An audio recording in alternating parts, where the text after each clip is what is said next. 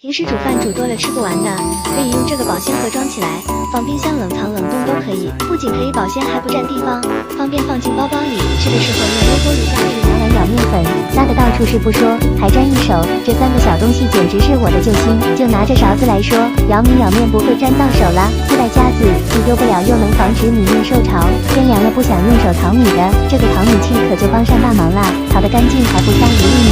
最后就是这个小兔子饭勺，不沾米饭，用完还能直接立起来，家庭必备。